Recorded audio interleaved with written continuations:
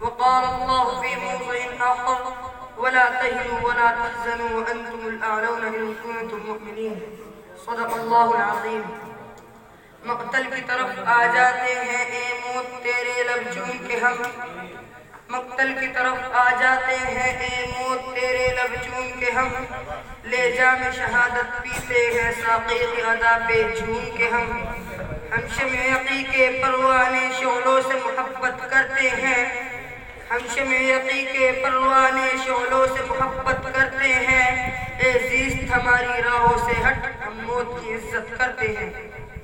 ملت اسلامیہ کے پاسبانوں، آج میں آپ حضرات کے سامنے اور آج کے 26 جنوری کے پروگرام میں ہندوستان کے مسلمانوں پر ہونے والے سیاسی ظلم و ستم اور دین اسلام کو جڑ سے ختم کرنے کی نہایت ہی گھناؤنی اور ناپاک سازش و کوشش کے ہندوستان جس کی خلقیت کے بعد کو مسلمانوں نے اپنے خون جگر سے سینچا تھا، وہ ہندوستان جس کی آزادی کے خاطر بغیر آشنا ساحل میں کود پڑے تھے اور موجود سے کھیلتے ہوئے مجدار تک جا پہنچے تھے، آج اسی ہندوستان میں مسلمانوں کو طرح طرح کی اذیتیں اور تکلیفیں دی جا رہی ہے.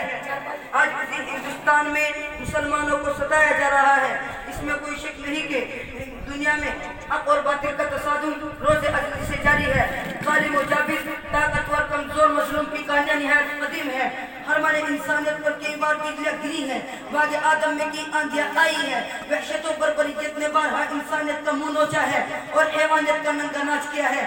اور اس میں کوئی شک نہیں کہ ہم پر مسائل کے پہاڑ ٹوٹ رہے ہیں. ہم مظلوموں کے قصور کو ان فرقہ پرستوں نے ظلم و ستم کا نشانہ بنایا ہے. ہماری ماؤں بہنوں کی عزت اور آبرو لوٹی جا رہی ہے. برادران ملت، یہ تو ہندوستان کے اندر کسی بھی دور میں مسلمانوں کا حامی کوئی نہیں تھا، لیکن جب سے ان فرقہ پرستوں نے ہندوستان میں جنم لیا، مسلمانوں کی رہی سے ہی چین و سکون چھن گیا ہے. اس لیے کہ ان فرقہ پرستوں نے مذہب اسلام کو مٹانے کے لیے نہ جانے کیسی کیسی رچنا رچی ہے. ذرا غور تو کریں کہ بھی وندے ماترم جیسی گندی اور ناپاک چیز کو نافذ کرنے کا حکم ہوتا ہے، جس کی وجہ سے نیند حرام ہو گئی تھی. آج بھی بہت سارے اسکولوں میں وہ گیت گائے جاتے ہیں جس گیت میں سراسر کفر بھرا ہوا ہے، جس گیت کو ایک بار پڑھنے سے مسلمان خارج اسلام ہو جاتا ہے، جس گیت کو ایک بار پڑھنے سے مسلمان نہیں رہتا.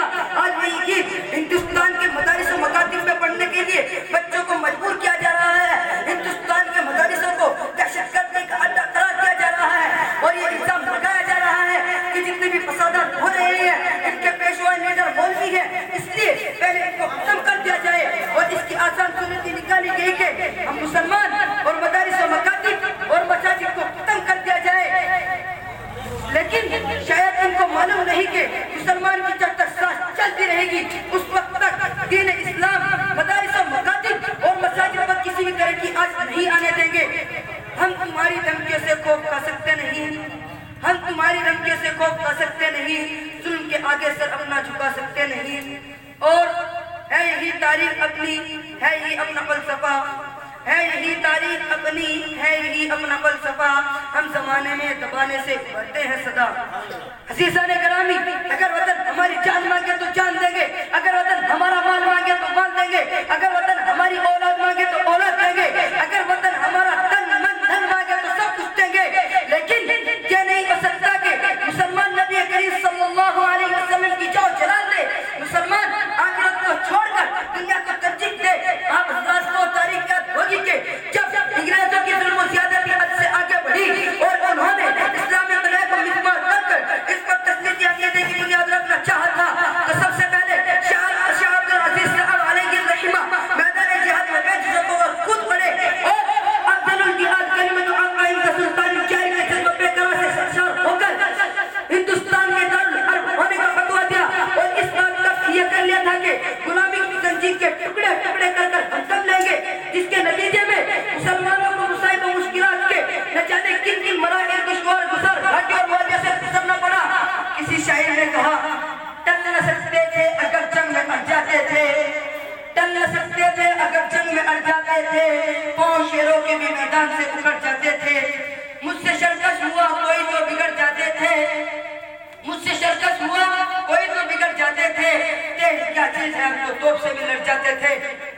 ملت اسلامیہ کے پاس مانو اور ٹیپو سلطان جی کی ذات تھی جس نے یہ کہہ کر